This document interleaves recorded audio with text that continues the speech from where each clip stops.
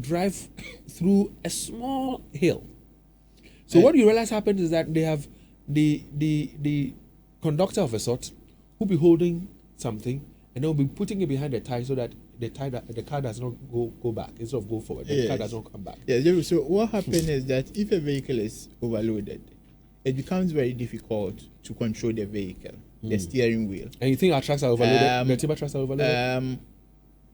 Even if you apply the brakes, it becomes very difficult for the vehicle to stop, or it takes longer time for the vehicle to stop. And so we have issues with this. Obviously, you see some of these vehicles accelerating becomes an issue. So we have a big problem with it. David, let me give you some statistics on this. We'll come to the statistics. But I want to know from you, Prof. From what you see, do you think that the trucks are overloaded with the locks? Some, I wouldn't say all of them. Some are overloaded. And the processes you need to follow. You also have to make sure that the vehicle composition, how you load the locks, it's stable. You don't just put smaller locks first and then put bigger ones on top, right? You make sure that you have the bigger ones at the bottom, and then so that it becomes stable, so that you can easily move the But unfortunately, that's not what we see. No. Now, you've been in the bush for a long time. You've been engaging with these people and see them. I know that when people are carrying some load in trucks, their axles, their weight axles are checked. Exactly, at the axle load stations. Yeah, at the axle load stations. Yes. These tipper trucks, do we check the load to see whether they overloaded or it's supposed to be checked. No, supposed to or is checked? They are supposed to. Are they checked? By I would say some. By who? Who's supposed to do the check? The Forestry Commission or who? No, Ghana Highway Authority. The highway. axle load stations are managed by the Ghana Highway Authority. Yes. So we have them at vantage points. You get to Buankra, you have one. You go to Akom, you have. So before they come on the road to destroy it, you check the weight and make sure that it doesn't exceed the limit the road can take. It's just like a foundation. If you have a foundation and then you build and the weight of the building is higher than the foundation, then the building will collapse. Are they doing their job well, those people? The reason why I'm saying this is just recently there has been a lot of allegations. Exactly. On axle load. Axle load. Yes. In fact, the revenue that they are collecting for government, somebody was changed, and like a woman came there to man the thing, and the revenue quadrupled. So, apparently, I know this story very well.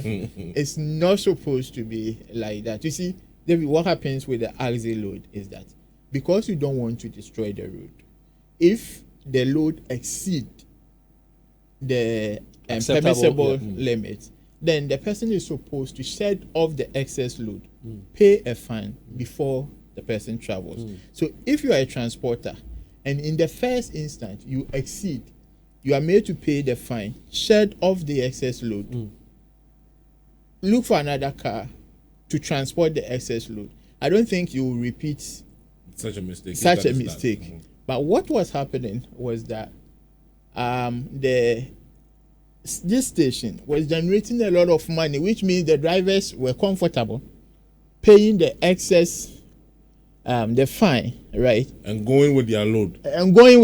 Yes. I'm sure they pay some bribes along that. That was what was happening. You see, it doesn't make sense that because if I'm a transporter and the law is being enforced to the latter, I would want to go through. And you see some of the Burkinabe people and their trucks, and you ask yourself, you see the truck and you realize immediately that this is overloaded. Because you could even see the road itself is struggling. I have another question. I've been trying to, comb through the internet to see timber vehicles that are modern. And it looks like Ghana is the only one that uses this one with a long rod. Exactly. Every single country that I've searched here uses the one with the flatbed, with the guided rails. Yes. Why are we still in the colonial? What is going on? I'm unable to answer this question.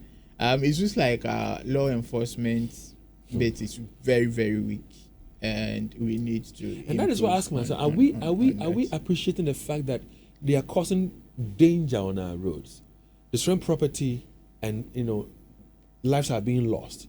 You wanted to give us some statistics.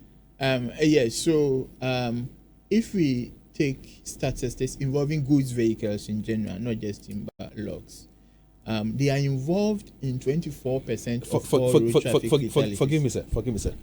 If you join us on Facebook right now, you would appreciate why we need to have this kind of a conversation. There's this taxi, and this tipper truck loaded with timber, has run over the taxi and is sitting on the taxi. So imagine that there's a woman and let's say her child or children in the taxi. Imagine that there's a breadwinner, a father in the taxi. The driver is in the taxi. Imagine that school children were supposed to be taken to school, and then the tipper truck sits on this taxi. Lives have been lost because of our own negligence of enforcing the laws and doing the right things. Join us on Love in the Morning on Facebook. Like, share, drop comments. Yes, one can say with you. Let's talk about these things, because listen, it could be you, it could be me. I was asking you to share with us your experience with these people and how you feel when you see them. One thing that Eugene was saying was that for him, when he's driving, he gets to the Onlanga Junction stretch, the traffic lights, and you have to make a turn to the new road. And they are by his side or behind him or in front of him. Yes. Yes. But when I'm driving behind them, I keep praying. Well,